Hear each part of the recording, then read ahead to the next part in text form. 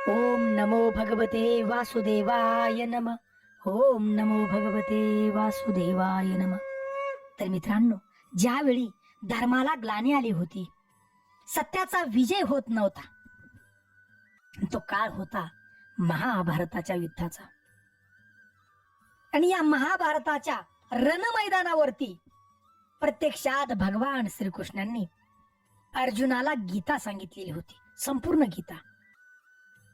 आणि ही गीता म्हणजे प्रत्यक्षात अमृताचा ठेवा आहे आपल्यासाठी. भगवद्गीतेमधला प्रत्येक शब्द म्हणजे अमृताचा थेंब आहे. तर मित्रांनो, आजच्या व्हिडिओमधून आपण भगवद्गीतेचा 18वा अध्याय ऐकणार आहोत. संपूर्ण याचा अनुवाद मराठीत. आणि हा 18वा अध्याय आपण जर ऐकला आपल्या घरामध्ये, त्याचे शब्द उच्चार पडले, तर तुमच्या घरातील सगळी नकारात्मक ऊर्जा निघून जाते, भूतबाधा पळून जाते, तुमच्या पूर्वजांना मोक्ष प्राप्ती मिळते. असा हा अध्याय 18वा संपूर्ण या गीतेचा सारांश आहे. आणि या गीतेच्या अध्यायाचं नाव मोक्ष संन्यास योग आहे. गीतेचा निष्कर्ष आहे. आणि त्यागाची पूर्णता कशी करावी या ठिकाणी अर्जुन भगवंताला म्हणाला, हे महाभाऊ ऋषिकेश, मला त्याग आणि संन्यासाचे तत्व जाणण्याची इच्छा आहे. श्री भगवान म्हणाले, भौतिक इच्छावर आधारलेल्या कर्माच्या त्यागाला हे विद्वजन संन्यास असे म्हणतात. आणि सर्व कार्याच्या फलाचा त्याग करण्याला बुद्धिमान लोक त्याग असे म्हणतात. काही विद्वजन घोषित करतात की सर्व प्रकारच्या सकाम कर्मांना दोषपूर्ण समजून त्यागलं पाहिजे. परंतु इतर विचारवंतांचं असं म्हणणं आहे की यज्ञ, दान, तप अशा कर्मांचा कधीही त्याग करू नये. हे भरत श्रेष्ठा, आता त्यागाबद्दलचा माझा निर्णय तू ऐक. हे नरशार्दूल, शास्त्रामध्ये 3 प्रकारच्या त्यागांचे वर्णन केलेलं आहे. यज्ञ, दान, तप या स्वरूपांच्या कर्माचा त्याग करू नये. ती कर्मे केलीच पाहिजेत. यज्ञ, दान आणि तप ही तर महात्म्यांना देखील पवित्र करतात. ही सर्व कर्मे कोणत्याही प्रकारची आसक्ती किंवा फलाच्या अपेक्षा विना केली पाहिजेत. हे पार्थ, ही कर्म कर्तव्य बुद्धीने केली पाहिजेत. हे माझे अंतिम मत आहे. नियत कर्माचा त्याग कधीही करू नये. मोहवश होऊन जर मनुष्याने आपल्या नियत कर्माचा त्याग केला तर त्या त्यागाला तामसिक त्याग असे म्हणतात. जो मनुष्य नियत कर्मांना कष्ट समजून किंवा ते शरीराला क्लेश देतील अशा भीतीने त्यांचा त्याग करतो, त्याच्याबद्दल असं म्हटलं जातं की त्याने रजोगुणाचा त्याग केला आहे. असं कार्य कधीही त्यागाच्या उन्नतीच्या दिशेने नेत नसतं. हे अर्जुन, ज्यावेळी मनुष्य नियत कर्म करायलाच हवे म्हणून करतो ना, आणि सर्व प्रकारची भौतिक संगत आणि फलाची आसक्ती सोडून देतो, त्यावेळी त्याचा त्याग सात्विक समजला जातो. सत्व गुणामध्ये स्थित असलेला बुद्धिमान त्यागी अशुभ कर्माचा द्वेष करीत नाही अथवा शुभ कर्मात आसक्त राहत नाही. अशा बुद्धिमान त्यागी मनुष्याला कर्माविषयी काहीच संशय नसतात. देहधारी जीवांना सर्व कर्माचा त्याग करणं खरोखर शक्य नाही. परंतु जो कर्म फलाचा त्याग करतो तोच खरा त्यागी. जो त्यागी नाही त्याला मृत्यूनंतर इष्ट, अनिष्ट व मिश्र असे 3 प्रकारचे कर्मफल प्राप्त होते. परंतु जे संन्यास आश्रमात आहेत त्यांना कर्मफलाचे सुख अथवा दुःख भोगावे लागत नाही. हे महाबाहू अर्जुन, वेदांतानुसार सर्व कर्मांच्या सिद्धीची 5 कारणे असतात आणि ती कारणे माझ्याकडून समजून घे. कर्माचे स्थान म्हणजे शरीर, कर्ता विभिन्न इंद्रिय अनेक प्रकारचे प्रयत्न आणि शेवटी परमात्मा, ही 5 कारणे आहेत. शरीराने, वाणीने किंवा मनाने न्याय किंवा त्याच्या विपरीत असे जे काही कर्म मनुष्य करतो ते या 5 कारणामुळे घडत असतं. आणि म्हणून या 5 कारणांचा विचार न करता ज्याला वाटतं की तो एकमेव करता आहे, तो खचितच तो मूर्ख आहे व तो गोष्टींना यथार्थ रूपात पाहू शकत नाही. जो मिथ्या अहंकाराने प्रेरित नाही, ज्याची बुद्धी बंधनात सापडलेली नाही, तो जगातील मनुष्याला मारून देखील मारेकरी होत नाही. तसेच तो कर्माने बांधलाही जात नाही. ज्ञान, देह आणि ज्ञाता ही 3 कर्माला प्रेरणा देणारी कारणे होत. इंद्रिय, कर्म आणि कर्ता हे 3 कर्माचे घटक आहेत. प्रकृतीच्या 3 गुणांना अनुसरून ज्ञान, कर्म आणि कर्ता याची 3 प्रकार आहेत. ते प्रकार आता माझ्याकडून ऐक अर्जुना.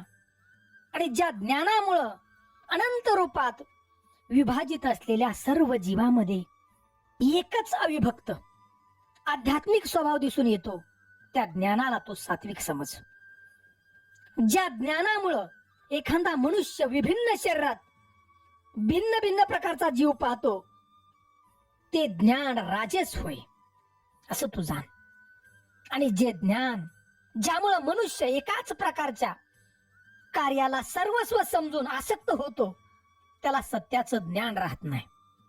व जे अतिशय अल्प असते त्या ज्ञानाला तमोगुणी ज्ञान म्हणतात.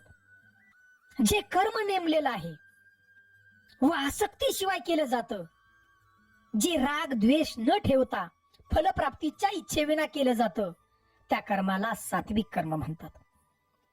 परंतु फलाशयाची इच्छा धरणाऱ्या मनुष्याकडून मोठ्या प्रयत्नानं जे कर्म केलं जातं व जे मिथ्या अहंकार बुद्धीनं केलं जातं, ते रजोगुणी कर्म होय. जो मनुष्य प्राकृतिक गुणाचा संग न करता मिथ्या अहंकाराविना निश्चयानं आणि उत्साहानं यशा अपयशामुळं विचलित न होता आपले कर्म करतो, त्याला सात्विक कर्ता असं म्हटलं जातं. जो करता कर्म आणि कर्म फलाप्रती आसक्त होऊन फळांना भोगू इच्छितो आणि जो लोभी, ईर्ष्याळू, अपवित्र, सुख दुःखामुळे विचलित होणारा असतो, त्याला रजोगुणी कर्ता म्हटलं जातं. आणि जो कर्ता नेहमी शास्त्राविरुद्ध कर्म करतो, जो भौतिकवादी, हट्टी, कपटी आणि दुसऱ्याला अपमान करण्यात तरबेज असतो व जो आळशी, सदैव खिन्न आणि काम करताना चालढकल करतो, त्याला तमोगुणी कर्ता असं म्हटलं जातं. हे धनंजय, प्रकृतीच्या 3 गुणानुसार होणारी बुद्धी आणि निश्चय याचे निरनिराळ्या प्रकारचे भेद आता मी तुला तपशीलवार सांगतो. ध्यान देऊन ऐक. हे पार्थ, ज्या बुद्धीद्वारे मनुष्य प्रवृत्ती आणि निवृत्ती, कार्य आणि अकार्य, भय आणि निर्भय, बंधन आणि मोक्ष यांना जाणतो, ती सात्विक बुद्धी होय. हे पार्थ, जी बुद्धी धर्म आणि अधर्म, कार्य आणि अकार्य यामधील भेद जाणू शकत नाही, ती राजसिक बुद्धी होय. भ्रम आणि अंधकाराच्या प्रभावामुळे जी बुद्धी धर्माला अधर्म, अधर्माला धर्म समजते आणि सदैव विपरीत मार्गाने कर्म करते, ती बुद्धी म्हणजे तामसिक बुद्धी होय. हे पार्थ, जो निश्चय अचल आहे, जो योग अभ्यासाद्वारे खंबीरपणे धारण केलेला आहे आणि अशा रीतीने जो मन, प्राण आणि इंद्रियांच्या क्रियानंतर संयमित करतो, तो निश्चय म्हणजे सात्विक निश्चय होय. परंतु हे अर्जुन, ज्या निर्धाराने मनुष्य धर्म, अर्थ आणि काम याच्या फळांना आसक्त असतो, तो निश्चय राजसिक होय. हे भरतश्रेष्ठा, बद्ध जीव ज्या 3 प्रकारच्या सुखाचा उपभोग घेतो आणि ज्यामुळे त्याच्या दुःखांचा अंत होतो, ते 3 प्रकारचे सुख आता माझ्याकडून तो ऐक. जे आरंभी विषासमान प्रतीत होते, परंतु शेवटी अमृत तुल्य असतं, आणि जे मनुष्याच्या ठिकाणी स्वरूप साक्षात्काराची जागृती करतं, त्या सुखाला सात्विक सुख म्हटलं जातं.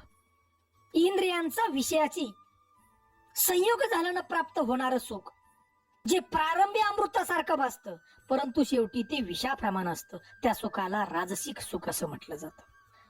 आणि जे सुख स्वरूप साक्षात्काराकडे लक्ष देत नाही, जो आरंभापासून शेवटपर्यंत मोहमय असते आणि जे निद्रा आळस यापासून उत्पन्न होतं, त्या सुखाला तामसिक सुख म्हटलं जातं. या पृथ्वीवर अथवा उच्चतर ग्रह लोकातील देवदेवतामध्ये असा कोणीही प्राणी नाही की जो या प्रकृतीच्या 3 गुणापासून मुक्त आहे. शांती, आत्मसंयमानं, तपस्या, पावित्र्य, सहनशीलता, प्रामाणिकता, ज्ञान, बुद्धिमत्ता, धार्मिकता या स्वाभाविक गुणानुसार ब्राह्मण कर्म करतात. शौर्य, तेज, निर्धार, दक्षता आणि युद्धामध्ये धैर्य, औदार्य आणि नेतृत्व या स्वाभाविक गुणानुसार क्षत्रिय कर्म करतात. आपापल्या कर्माच्या गुणांचे पालन करून प्रत्येक मनुष्य सिद्धी प्राप्त करू शकतो. आणि हे कसं शक्य होतं याविषयी आता माझ्याकडून जाणून घे. सर्व जीवांचा उद्गम आणि सर्व व्यापी असणाऱ्या भगवंताची पूजा करून मनुष्य आपल्या स्वकर्माद्वारे सिद्धी प्राप्त करू शकतो. मनुष्यानं आपल्याला प्राप्त झालेले कर्म सधोस रीतीनं करणं व परख्याचे कर्म स्वीकारून ते पूर्ण रीतीनं करण्यापेक्षा अधिक श्रेयस्कर आहे. मनुष्याला त्याच्या स्वभावाला अनुसरून सांगण्यात आलेलं आहे, कर्म हे कधीच पापाने प्रभावित होत नाही. ज्याप्रमाणे धुरानं अग्नी आवृत्त झालेला असतो त्याचप्रमाणे सर्व प्रयत्न कोणत्या ना कोणत्या दोषाने व्यापलेले असतात. आणि म्हणून हे कोणत्या मनुष्याने आपल्या स्वभावापासून उत्पन्न झालेलं कर्म जरी दोषमुक्त असलं तरी त्या कर्माचा त्याग करू नये. जो आत्मसंयमी अनासक्त आहे आणि जो सर्व प्राकृत भोगांना तुच्छ लेखतो तो संन्यासाद्वारे कर्मबंधनातून मुक्तता देणारी परमुच्च परिपूर्ण अवस्था प्राप्त करतो. हे कोणते या ज्या मनुष्यानं या सिद्धीची प्राप्ती केली आहे तो सर्वोत्तम ज्ञानाची परमसिद्ध अवस्था अर्थात ब्रह्मावस्था कशा पद्धतीने प्राप्त करू शकतो ते माझ्याकडून जाण. याचे तुला संक्षिप्तरित्या वर्णन मी सांगतो. आपल्या बुद्धीद्वारे पूर्णपणे शुद्ध होऊन आणि निश्चयानं मनोनिग्रह करून इंद्रिय तृप्तीच्या विषयाचा त्याग करून आसक्ती आणि द्वेष यातून सुरू होऊनच जो एकांत स्थळी राहतो, जो मिथ्या आहार करतो, आपली काया वाचा मन संयमित करतो, जो सदैव समाधीस्थ आणि अनासक्त असतो, जो मिथ्या अहंकार गर्व काम क्रोध आणि भौतिक गोष्टीला स्वीकार इत्यादी गोष्टीपासून मुक्त असतो, ममत्व विरहित आणि शांत असतो, तो मनुष्य आत्मसाक्षात्काराच्या स्तरापर्यंत निश्चित प्रगत होतो. याप्रमाणे ब्रह्मभूत अवस्था प्राप्त झालेल्या मनुष्याला तात्काळ परब्रह्माचा साक्षात्कार होतो आणि तो पूर्णपणे आनंदित होतो. तो कधीही शोक करत नाही आणि कशाचीही आकांक्षा करीत नाही. तो सर्व प्राणी मात्रांच्या ठिकाणी समभाव ठेवतो. अशा अवस्थेमध्ये त्याला माझ्या विशुद्ध भक्तीची प्राप्ती होते आणि मनुष्य मला माझ्या पुरुषोत्तम भगवान यथार्थ स्वरूपात केवळ भक्तीद्वारेच जाणू शकतो. आणि अशा भक्तीद्वारे मनुष्य जेव्हा माझ्याकडे भावनेने पूर्णपणे युक्त होतो तेव्हा तो भगवत धामात प्रवेश करू शकतो. माझा शुद्ध भक्त जरी सर्व प्रकारचे कर्म करीत असला ना तरी माझ्या आश्रयाखाली माझ्या कृपेनं त्याच्या शाश्वत अविनाशी धामाची प्राप्ती होते. त्याला सर्व कर्मामध्ये माझाच आश्रय घे आणि सदैव माझ्या संरक्षणाखाली कर्म कर. अशा भक्ती योगामध्ये पूर्णतया माझ्याकडे भावनेने युक्त होतो. जर तू माझ्या भावनेने युक्त झालास तर माझ्या कृपेने तू बद्ध जीवनातील सर्व संकटे पार करू शकशील. तथापि जर तू अशा भावनेमध्ये कर्म न करता अहंकाराने माझे न ऐकता कर्म केलेस तर नाश पावशील. जर तू माझ्या निर्देशानुसार कर्म केले नाहीस, युद्ध केलं नाहीस तर तू मार्गभ्रष्ट होशील. तुझा स्वभावच तुला या युद्धात भाग घेण्यास प्रवृत्त करेल. मोहवश होऊन माझ्या आज्ञेनुसार कर्म करण्याचे आता तू नाकारीत आहेस, परंतु हे कोणते हा? तुझ्या स्वभावजन्य कर्मयोगानेच तेच तू कार्य करशील. हे अर्जुन, परमेश्वर प्रत्येक जीवाच्या हृदयात स्थित आहे आणि तो सर्व जीवामध्ये भ्रम निर्देशित करीत आहे. हे सर्व जीव मायेने बनविलेल्या यंत्रावर आरूढ आहेत. हे भारता, पूर्णपणे त्याला शरण जा आणि त्याच्या कृपेने तुला दिव्य शांती आणि समाधान परमधामाची प्राप्ती होईल. आणि याच प्रमाणे मी तुला अत्याधिक गुह्य ज्ञान सांगितलं आहे. याचा पूर्ण विचार कर आणि तुझ्या इच्छेस जे येईल ना ते तू कर. तू माझा अतिशय प्रिय सखा असल्यामुळं मी तुला सर्व ज्ञानामधील अत्याधिक गुह्यतर असं परमश्रेष्ठ वचन सांगतो. हे तुझ्या हितार्थ आहे, म्हणून ते तू माझ्याकडून ऐक. सदैव माझं चिंतन कर, तू माझा भक्त हो, माझे पूजन कर, मलाच नमस्कार कर आणि याप्रमाणे निश्चितपणे तू मला प्राप्त होशील. मी तुला हे प्रतिज्ञेने सांगतो, कारण तू माझा अत्यंत प्रिय असा सखा आहेस. सर्व प्रकारच्या धर्माचा त्याग कर आणि केवळ मला शरण ये. मी तुला सर्व पापापासून मुक्त करील. तू भयभीत होऊ नकोस. जो तप करीत नाही तो भक्त नाही, भक्तीमध्ये संलग्न नाही. तसेच जो माझा द्वेष करतो ना, त्याला हे परम गुह्य ज्ञान कधीही सांगू नये.